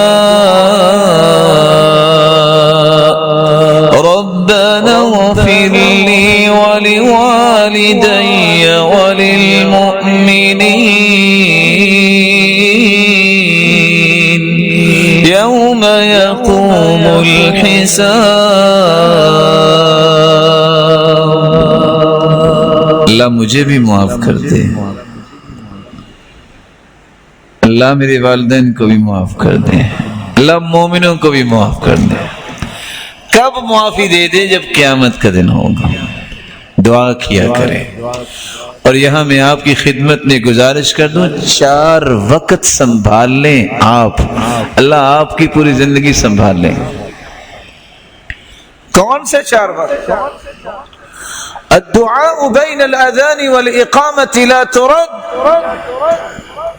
اذان جب ہو جائے، جماعت کھڑی ہونے تک یہ 10 سے 12 سے 14 منٹ کا جو وقفہ ہے، حدیث میں آتا ہے جو دعا کرتا ہے اس کی دعا رد نہیں ہوتی ہے۔ میرے بھائیوں، باتیں کرنے کی بجائے دعائیں کیا کرو، نوافل پڑھ لو۔ بین کل اذانین صلاۃ، اذان اور تکبیر کے درمیان بھی نماز ہے، قرآن پڑھ لیا کرو۔ دوسرا وقت جمعے کی عصر سے لے کر مغرب تک ایسا سہانا وقت ہے، جو بھی دعا کرو گے رد نہیں ہوگی۔ اس وقت کو استعمال کیا کرو۔ ایسے لوگ دنیا سے چلے گئے جو عصر کی نماز پڑھ کے جمعے کے دن دروازہ بند کر لیتے، نہ کہیں جاتے نہ کہیں کسی کو آنے دیتے، کہتے آج بس درود پڑھنا ہے اور آج بس دعائیں کرنی ہیں، کوئی ہمارے گھر نہ آئے۔ تیسرا وقت رات کی تاریکی میں جب کبھی آنکھ کھل جائے، ہو سکتا ہے لائٹ چلی گئی، ہو سکتا ہے اللہ آپ سب کی حفاظت فرمائے، کوئی مسئلہ بن جائے، آنکھ کھلنے کے بعد کلمے ہیں گنتی کے 4، سبحان اللہ والحمد للہ ولا الہ الا اللہ واللہ اکبر۔ یہ 4 کلمے پڑھ کے اللہم اغفر لی وارحمنی وارزقنی، یہ 3 کلمات پڑھ لیں۔ حدیث میں آتا ہے جب دیہاتی آیا اللہ کے رسول کے پاس، کہا ایسی بات بتائیں جس کا مجھے نفع ملے۔ آپ نے یہ 4 کلمے بتائے، سبحان اللہ والحمدللہ ولا الہ الا اللہ واللہ اکبر۔ تو دیہاتی ہوتا ہے، اس نے سن کے چل پڑا، کہتا ہے سبحان اللہ، اللہ پاک ہے، یہ تو اللہ کے لیے ہوا، واپس آ گیا، کہتے اللہ کے رسول آپ نے 4 کلمے بتائے، سبحان اللہ، یہ بھی اللہ کے لیے، تو میرے لیے کیا ہے؟ الحمدللہ، اللہ کے لیے تعریف ہے، تو میرے لیے کیا ہے؟ یہ تو اللہ کے لیے ہوا نا۔ ولا الہ الا اللہ، اس ہستی کے سوا کوئی عبادت کے لائق نہیں، بھی اللہ کے لیے ہوا، تو میرے لیے کیا ہے؟ میں تو اپنے لیے کچھ لینے آیا تھا۔ واللہ اکبر، اللہ سب سے بڑا ہے، یہ بھی اللہ کے لیے، تو میرے لیے کیا؟ اللہ کے رسول صلی اللہ علیہ وسلم نے فرمایا جب تم کہو گے نا سبحان اللہ، تیرا رب کہے گا صدقتا میرے بندے، تو نے سچ کہا ہے۔ والحمدللہ جب تم کہو گے تیرا رب دوسری مرتبہ کہے گا صدقت میرے بندے تو نے سچ کہا ہے۔ لا الہ الا اللہ جب تم کہو گے تیرا رب تیسری مرتبہ تجھے کہے گا صدقت میرے بندے تو نے سچ کہا ہے۔ اللہ اکبر جب تم کہو گے چوتھی مرتبہ تیرا رب تجھے کہے گا صدقت میرے بندے تو نے سچ کہا ہے۔ پھر تم یہ کہنا اللہم اغفر لی، یا اللہ مجھے معاف کر دے۔ اللہ فرمائیں گے قد فعلت، جاؤ میں نے معاف کر دیا۔ وارحمنی، یا اللہ مجھ پہ رحم فرما، اللہ فرمائیں گے قد فعلت، جاؤ میں نے رحم فرما دیا۔ وارزقنی، مجھے رزق عطا فرما دے، اللہ فرمائیں گے قد فعلت، جاؤ میں نے مال میں فراوانی کر دی۔ وہ دیہاتی نے یہ باتیں سنی، وہ یہ باتیں دہراتا ہوا دوڑ گیا وہاں سے۔ یہ وقت استعمال کرو، آنکھ کھلے یہ دعا پڑھ کے، یہ کلمات پڑھ کے اپنے لیے، والدین کے لیے، اولاد کے لیے، رشتہ داروں کے لیے اور اپنے تعلق والوں کے لیے اور عموماً مسلمانوں کے لیے دعا کیا کریں۔ اللہم اکشف الغم عن هذه الامہ، اللہ یہ بیماریوں کی مصیبت امت سے دور فرما۔ جو پریشانی کے عالم میں زندگی گزار رہے ہیں اللہ ان کی پریشانیوں کو دور فرما دے۔ جب تک آپ کے سینے میں یہ درد پیدا نہیں ہوگا کہ میں نے کسی مسلمان کی خیر خواہی کرنی ہے، اس وقت تک آپ ایمان کی لذت اور چاشنی جو ہے وہ محسوس نہیں کریں گے۔ جس دن یہ درد پیدا ہو گیا کہ میں خیر خواہی کروں، میں خیر کیسے پھیلاؤں، کسی کے لیے میں خیر کے کام میں کام آ جاؤں، اس وقت تک وہ معیار آپ کو نصیب نہیں ہوگا جس معیار کے لیے اللہ ذوالجلال نے اپنے پیغمبر کو بھیجا ہے۔ حقوق کی بات میں ایک حق یہ بھی ہے، رسول اللہ صلی اللہ علیہ وآلہ وسلم نے فرمایا کسی مسلمان کے لیے آسانی کرنا یہ بھی اس کا حق ہے کہ اس کے ساتھ آسانی کرو۔ من نفس عن مسلم کربہ نفس اللہ عنہ کربۃ من کرب یوم القیامہ، تم کسی کی مشکل کو دور کرو گے اللہ قیامت کو تمہاری مشکلیں دور کر دیں گے۔ یہ تو سودا ہے۔ حدیث کے الفاظ صحیح بخاری کے کہ ایک آدمی جب فوت ہونے لگا تو اس کو سمجھ آئے کہ نیکیاں تو ہے نہیں، بیٹوں کو اکٹھا کرتا ہے، کہتا ہے میرے بچوں اذا انا مت فاحرقونی ثم ذرونی، جب میں مر جاؤں تو مجھے جلا دینا اور میری راکھ کو سمندروں اور دریاؤں میں بہا دینا، ہواؤں اور فضاؤں میں اڑا دینا۔ ایسا ہی کیا گیا، اللہ نے وہ راکھ اکٹھی کروائی، پوچھا میرے بندے یہ کام تو نے کیوں کیا؟ کہتا ہے فرق منک یا رب، اللہ تیرا خوف آ گیا تھا اس لیے میں نے کام کیا۔ دوسری روایت کے الفاظ ایک بندے کی کوئی نیکی نہیں تھی، فرشتے نے کہا ایک نیکی ہے، جب یہ قرض دیتا تو ڈھیل دے دیتا، آسانی دے دیتا۔ فرمایا تم کیوں ایسا کرتے تھے؟ اللہ مجھے ترس بہت آتا تھا، چلو کسی کے پاس نہیں بن سکا تو پھر کیا ہوا؟ فرمایا تم تجاوز کرتے تھے، میں زیادہ حقدار ہوں، میں بھی تجاوز کرتا ہوں، جاؤ اس نیکی کے بدلے ہی تجھے جنت عطا کرتا ہوں۔ آسانیاں کیا کریں۔ رسول اللہ صلی اللہ علیہ وسلم نے فرمایا تھا رحم اللہ رجلا سمحا اذا باع سمحا اذا اشترى سمحا اذا قضى سمحا اذا اقتضى، چار لوگوں کے لیے اللہ نے رحمت کا وعدہ کروایا ہے پیغمبر کی زبان سے، جو خریدتے وقت نرمی اختیار کرتا ہے، بیچتے وقت نرمی اختیار کرتا ہے، فیصلہ دیتے وقت اور تقاضا کرتے وقت نرمی اختیار کرتا ہے۔ آپ جب کسی دکان پہ جائیں آپ یہ بھی کہہ سکتے ہیں السلام علیکم محترم یہ چیز مجھے درکار ہے، آپ کے پاس ہے؟ سلام بھی کہہ دیا، نیکی بھی لے لی، چیز ملے نہ ملے اللہ کی رحمت مل جائے گی۔ اور اگر آپ جا کے سلام بھی نہ کہیں اوے یہ چیز ہے آپ کے پاس، وہ آپ کو ہو سکتا ہے دکان سے باہر ہی نکال دیں، تو کیا عزت رہے گی؟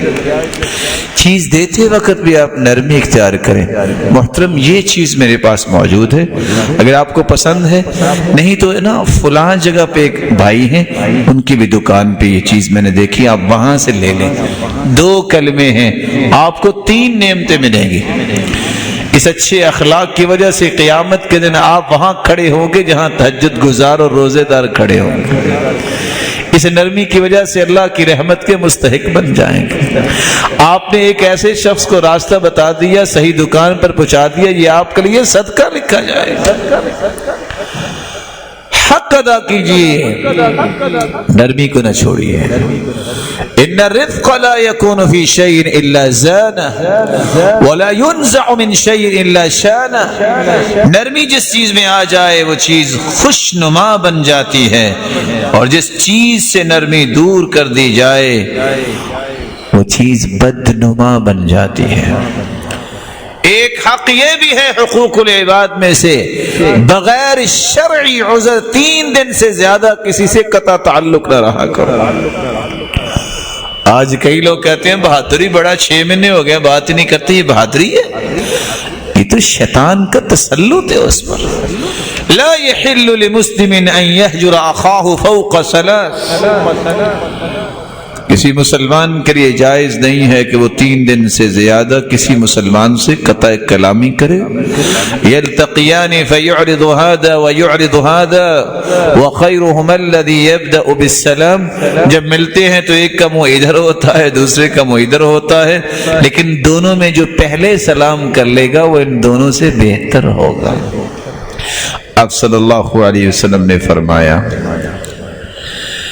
سنن نبی داؤد کی روایت 4914، اور کس قدر یہ حدیث جھنجھوڑتی ہے، لا يحل لمسلم ان يهجر اخاه فوق 3 فمن هجر فوق 3 فمات دخل النار، 3 دن سے زیادہ کوئی قطع تعلق نہ کرے، اگر کسی نے کوئی عذر نہیں ہے ایسا کیا اور فوت ہو گیا تو یہ جہنم میں جائے گا۔ تفتح ابواب الجنت یوم الاثنین والخمیس، جمعرات اور پیر کے دن جنت کے دروازے کھولے جاتے ہیں، فیغفر فیہما لمن لا یشرک باللہ شیئا، اللہ مشرکوں کے علاوہ ہر ایک کو معاف کر دیتے ہیں، اور اس کو بھی معاف نہیں کرتے، کانت بینہ وبین اخیہ شحنہ، جس کے دل میں کسی بھائی کے بارے میں بغض حسد ہے، اللہ فرماتے ہیں ہذین، ان کے نامہ اعمال پیچھے کر دو، حتی یصطلحا او یفئا، جب تک یہ صلح نہیں کر لیتے اور آپس میں محبت میں واپس نہیں آ جاتے، اس وقت تک اس کے نامہ اعمال اور اس کے حساب کو میں دیکھنا بھی پسند نہیں کرتا۔ اس لیے 3 دن سے زیادہ قطع تعلق کرنا یہ مومن کی شان نہیں ہے۔ ہاں شرعی عذر ہو، وہ آپ نے سنا ہے، اس پہ آپ حجت قائم کریں، سمجھائیں، بیان کریں، حجت قائم کریں، اور برائی پہ اگر ڈٹا ہوا ہے حجت قائم کرنے کے بعد تو پھر دیکھیں اگر قطع تعلق سے وہ سدھر سکتا ہے تو پھر قطع تعلق کریں، شاید کہ اس وجہ سے اس کی اصلاح ہو جائے۔ رسول اکرم صلی اللہ علیہ وآلہ وسلم نے صحابہ کرام کو ایک بات یہ بھی سمجھائی، جائز امور میں سفارش کرنا یہ بھی ایک مسلمان کا حق ہے۔ آپ صلی اللہ علیہ وسلم کے پاس جب بھی کوئی آتا، كان اذا اتاه صاحب حاجہ اقبل على جلسائه فقال، جب بھی کوئی ضرورت مند آتا آپ صحابہ کی طرف متوجہ ہو جاتے اور کہتے اشفعوا فلتؤجروا، سفارش کیا کرو اجر دیے جاؤ گے، ويقضي الله على لسان نبيه ما احب، فیصلہ تو اللہ نے کرنا ہے اپنے نبی کی زبان پہ، جو اس کی قسمت ہے ملنا تو وہ ہے۔ لیکن یہاں کیا لکھا ہوتا ہے، ناراض نہ ہوئیے گا، میں یہاں کی بات نہیں کر رہا، کسی مسجد میں یہاں اعلان کرنا منع ہے، یہاں مدد طلب کرنا منع ہے، بلکہ بعض جگہ لکھا ہوتا ہے درس دینا منع ہے۔ اور میں یہ نہیں کہہ رہا کہ انہوں نے ٹھیک نہیں لکھا ہوا، اس کو مزید بہتر کرنے کی گنجائش۔ اگر یہ ہو جائے، نظام یہ بن جائے کہ کوئی ضرورت مند آ کے انتظامیہ سے بات کر لے کہ میری یہ ضرورت ہے اور میں پریشان ہوں، وہ نماز کے بعد کھڑا نہ ہو، وہ جب بولے گا لوگوں کے ذکر میں فرق آئے گا، لوگوں کے اذکار رہ جائیں گے۔ کتنا اچھا ہے وہ انتظامیہ سے بات کر لے، اور انتظامیہ جو ہے نماز کے بعد خود سے اس کا اعلان کر کے اس کی مدد کروائیں۔ میں نے ایک چھوٹا سا ایک کام ساتھیوں سے گزارش کی ہے کہ جب بھی آ جائے تو نماز سے پہلے اسے مل کے اسے کچھ پلا کھلا دیا کریں، اس سے پوچھ دیا کریں، اگر وہ واقعی ضرورت مند ہے تو نماز تک صرف مجھے بتا دیا کریں، نماز پڑھنے کے بعد سلام کے بعد سکون سے اپنی جگہ پہ سب بیٹھے رہیں، اس کو بھی وہاں بیٹھے رہنے دیں، اس کو اٹھائیے نہیں، اس کی عزت پہ بھی حرف نہ آئے۔ دو طالب علم آگے آ کے بیٹھ جائیں، حدیث سنائی، آؤ بھی اس مسلمان بھائی کی ہم سب مل کے مدد کرتے ہیں، وہ دونوں ہی اکٹھے کر کے اس کو عزت کے ساتھ پیش کریں اور اس کو روانہ کریں جہاں وہ جانا چاہتا ہے۔ تو یہ اچھا طریقہ نہیں ہے جی، بجائے اس کے کہ لڑائی کی طرف چلے جائیں۔ ہمیں اللہ کے رسول صلی اللہ علیہ وسلم کے بتائے ہوئے طریقے کے مطابق سفارش کرنی چاہیے۔ رسول اللہ صلی اللہ علیہ وآلہ وسلم نے مصیبت کے وقت تسلی دینے کی بات بھی سمجھائی ہے کہ یہ بھی حقوق میں شامل ہے۔ ما من مسلم يعزي اخاه بمصیبة الا كساه الله سبحانه من حلل الكرامة يوم القيامة، جو کسی شخص کو مصیبت کے وقت تسلی دیتا ہے اللہ قیامت کے دن اسے عزت کا لباس جنت میں پہنائیں گے۔ یہ تسلی دینے کے لیے بھی انسان کو وقت نکالنا چاہیے۔ آپ کو یاد ہوگا جب کعب بن مالک رضی اللہ تعالی عنہ ان کی توبہ قبول ہوئی تو جنہوں نے سب سے پہلے خبر دی تھی وہ ہمیشہ اس کے بارے میں کہتے تھے انہوں نے مجھے خوشی دی ہے۔ سیدہ عائشہ رضی اللہ تعالی عنہ کے بارے میں بھی، اس عورت کے بارے میں کیا ریمارکس تھے؟ آپ کسی کی مصیبت میں کوئی اچھا کلمہ بول دیں گے اس کو ہمیشہ یاد رہے گا، وہ آپ کے لیے دعا گو بن جائے گا، لیکن آپ اس وقت اپنا حق پیش کر رہے ہوں گے جو اللہ ذوالجلال نے آپ کو سمجھ دی ہے۔ رسول اکرم صلی اللہ علیہ وآلہ وسلم نے ایک ہی حدیث میں بہت ساری باتیں محفوظ کر دیں، فرمایا المسلم من سلم المسلمون من لسانہ ویدہ، ہاتھ اور زبان سے کسی کو تکلیف نہ دیا کرو۔ کیسے زبان سے تکلیف دے سکتے ہیں؟ کسی کو کافر نہ کہو، جھوٹی قسم نہ کھاؤ، جھوٹی قسم کھا کے آپ کسی کو نقصان دے سکتے ہیں جیسے عدالتوں میں ہوتا ہے، اور حدیث کہتی ہے جھوٹی قسم اٹھاتا ہے تدع الدیار بلاقع، اللہ اس کا گھر برباد کر دیتے۔ کسی پہ تہمت نہ لگاؤ، چغلی نہ کرو، لان تان نہ کرو۔ آپ ہاتھ سے بھی نقصان پہنچا سکتے، کسی کو مارنا، قتل کرنا، ناجائز قبضہ کرنا اور ہاتھ کے اشارے سے مذاق کرنا۔ رسول اللہ صلی اللہ علیہ وسلم نے کیا دیکھا تھا؟ ہاتھ کا اشارہ ہی کیا تھا، تعنی قصیرہ، صفیہ رضی اللہ تعالی عنہ کے بارے میں کہ قد کی چھوٹی ہے، تو اللہ کے رسول صلی اللہ علیہ وسلم نے کیا فرمایا تھا؟ یہ ایسا کلمہ ہے کہ اگر سمندروں میں ڈال دیا جائے تو سمندر کڑوے ہو جائے۔ امام ابن عبد البر کہتے ہیں کہ یہ بھی تکلیف ہے کہ آپ کسی شریف انسان کو دیکھے زبان نکال کے دکھائیں، یہ بھی تکلیف ہے، اور یہ بھی تکلیف ہے کہ آپ زبان بند کر لیں، کسی سے بات ہی نہ کریں۔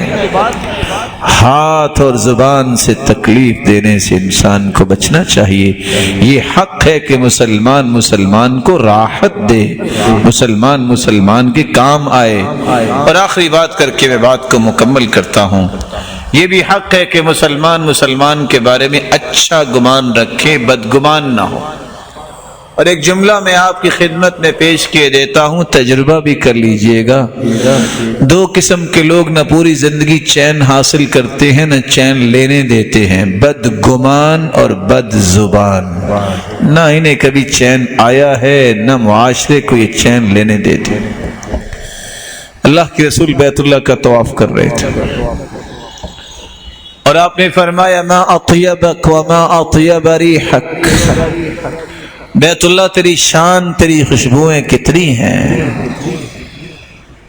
والذی نفس محمد بیدی لحرمت المؤمن اعظم عند اللہ حرمتا منک، بیت اللہ تیری شان تو بہت ہے لیکن اس ذات کی قسم جس کے ہاتھ میں میری جان ہے، ایک مومن کی حرمت تجھ سے زیادہ ہے۔ ان اللہ حرم منک واحدا، اللہ نے تیری ایک حرمت بیان کی ہے، وحرم من المؤمن ثلاثا، اور مومن کی 3 حرمتیں بیان کی ہیں۔ حرم دمہ ومالہ وعرضہ، مسلمان کا خون بہانا بھی حرام، اس کی عزت تار تار کرنا بھی حرام، اس کا مال چھیننا بھی حرام۔ وَأَلَّا يُظَنَّ بِهِ ظَنُّ السُّوءِ، ساتھ یہ بھی فرمایا کہ مسلمان کے لائق نہیں ہے کہ مسلمان کے بارے میں بدگمانی ذہن میں رکھے۔ ایاکم والظن فإن الظن اکذب الحدیث، بدگمانی سے بچو، بدگمانی سب سے بڑی جھوٹی بات ہے، یہ ہلاکت ہے۔ پہلی صف میں بیٹھنے والے کے بارے میں کوئی بات سن لے، معمولی بھی توقف نہیں کرتا اور کہتا ہے ایسا ہوگا، بعد میں پتہ چلتا اس بیچارے کو پتہ ہی نہیں۔ کسی نیک انسان جس کی زندگی کے 30-40 سال آپ نے نیکی پہ دیکھے، اس کے بارے میں معمولی سی بات سننی اور کہنا ہاں ایسا ہی ہوگا، بدگمانی ہے۔ مسلمان عادل ہوتا ہے، الاصل فی المسلم العدالہ حتی لا یثبت خلافہ، جب تک دلیل نہیں، تحقق نہیں، تثبت نہیں، بات نہ کیا کریں۔ اور میں آپ کی خدمت میں 2-3 چیزیں اور پیش کر دیتا ہوں۔ دلائل ملنے کے باوجود بھی تحقیق کی ضرورت ہوتی ہے۔ من کل لؤلؤ ایک کتاب ہے اور بڑی قیمتی کتاب ہے جس میں قصص کو جمع کیا گیا ہے کہ تحقیق کے بعد بھی دلائل کی ضرورت ہوتی ہے، دلائل کے بعد بھی مزید تحقیق کی ضرورت ہوتی ہے۔ عمر رضی اللہ تعالیٰ عنہ کے پاس پولیس نے ایک بندہ پکڑ کے لایا جس کے ہاتھوں پہ بھی خون ہے اور ہاتھ میں چھرا ہے اور ڈیڈ باڈی بھی ہے۔ میں آپ سے پوچھتا ہوں کہ جی کیا فیصلہ کریں گے؟ بولے جی قاتل ہے، لیکن سیدنا عمر نے اسے قاتل نہیں کہا۔ اس سے پوچھا کہ کیوں یہ کیا؟ کہتے امنی یا خلیفۃ المسلمین، مجھے پہلے امن دیجئے کہ آپ کچھ کہیں گے نہیں، میں حقیقت بتاتا ہوں۔ کہا بتائیے۔ کہا میں گھر میں قربانی کر رہا تھا، جانور ذبح کر رہا تھا، میرے چھوٹے بچے ہیں، فصرت حقنا، مجھے اچانک ضرورت پیش ہوئی قضائے حاجت کے لیے، میں ڈرتے ہوئے چھری نہیں رکھ کے آیا، چھرا میں نے اپنے ساتھ لیا، میں الگ ہو کے تو میں قضائے حاجت کے لیے گیا، میں اٹھا ہی تھا تو میں نے دیکھا ایک شخص ذبح ہوا پڑا ہے، اور میں تو ابھی سوچ رہا تھا کہ یہ کیا، تو پولیس نے آ کے مجھے پکڑ لیا۔ اگر عمر رضی اللہ تعالیٰ نے توقف نہ کرتے تو تمہارا گیا تھا نا، جیسے آپ نے بھی فتویٰ دے دیا۔ ظاہر کو مت دیکھیے، حقیقت تک پہنچنے کی کوشش کیجئے۔ شام کے وقت اصل مجرم سامنے آ گئے، اس کو پکڑ لیے۔ اور سیدنا علی رضی اللہ تعالیٰ عنہ کے دور میں بھی یہ قصہ ہوا۔ لکھنے والا تو یہ لکھتا ہے کہ ایک عورت نے کہا کہ فلاں نے میرے ساتھ زیادتی کی، لباس پیش کر دیا، کہا اس کا فیصلہ میں اللہ سے کرواؤں گا۔ کہا اللہ سے کروائیں گے؟ فیصلہ تو آپ کے پاس آیا ہے۔ تست منگوایا گیا، ایک تھال، اس نے پانی ڈالا اور آگ لگا دی، کپڑے پھینک دیے۔ کچھ وقت کے بعد سامنے آ گیا کہ اس عورت نے اسے ذلیل کرنے کے لیے انڈا لگا کے پیش کیا تھا، اور معاملہ کھل کے سامنے آ گیا۔ اتفاق سے ہم جامع ترمذی پڑھ رہے تھے تو یہ قصہ استاد محترم نے بھی سنایا، رحمہ اللہ رحمتا واسعہ، اللہ تعالیٰ ان کو غریق کی رحمت فرمائے۔ آپ کو بھی پتہ ہے کہ شاید یہاں بھی ہوتا ہو کہ سال بعد وہ عورتوں نے جو جہیز میں برتن لیے ہوتے نا، وہ گھر والوں کو استعمال نہیں کرنے دیتی کہ میرے ابا نے دیے ہیں، میری اماں نے دیے ہیں، اللہ کی بندی ہے، اس کو استعمال کرو، ان کی زکوٰۃ نکلے اور یہ برکت تمہیں ملے، نیکی ملے۔ لیکن سال کے بعد اس کو دھونے کے لیے نہر کے کنارے پہ ضرور جاتی ہیں۔ وہ کہیں برتن دھونے گئی، وہ کی زیور اتار کے وہاں رکھا اور بھول گئی۔ وہاں ایک مولانا صاحب کا بیٹا جو ہے، مولانا صاحب اس نے کہہ دیا کہ اس کی داڑھی تھی، اس کے بیٹے نے وہ کی جانور چرا رہا تھا، بغیر سوچے سمجھے نے کہا یہی ہمارا چور ہے۔ گاؤں والے اکٹھے ہو گئے، انہوں نے کہا ہاں بھائی یہ تو قسم دینی پڑے گی۔ اس نے کہا بھی قسم کس بات کی؟ نے کہا آپ کا بیٹا چور ہے۔ اس نے کہا میں کیسے قسم دے سکتا ہوں؟ بیٹے کو بلایا، بیٹا اگر تو نے اٹھایا ہے تو واپس کرنے میں کوئی حرج نہیں ہے، مجھے جھوٹی قسم اٹھانے کے لیے مجھے موقع نہ دے، میں اگر اٹھا بیٹھا اور جھوٹی قسم ہوئی تو کیا بنے گا؟ قیامت کا معاملہ بڑا سخت ہے۔ کہا ابا جان مجھے پتہ ہی نہیں ہے۔ لو جی اس نے قسم اٹھا لی، پھر میں فتویٰ آپ سے لوں گا۔ قسم اٹھاتے گئے، اس کی ایک بھینس مر گئی۔ کیوں جی سچی قسم تھی کہ جھوٹی؟ عشاء کا وقت ہوا، دوسری مر گئی۔ اب تو یقین ہو گیا نا، اللہ اپنے بندوں کو آزماتے ضرور ہے لیکن ضائع نہیں کرتے۔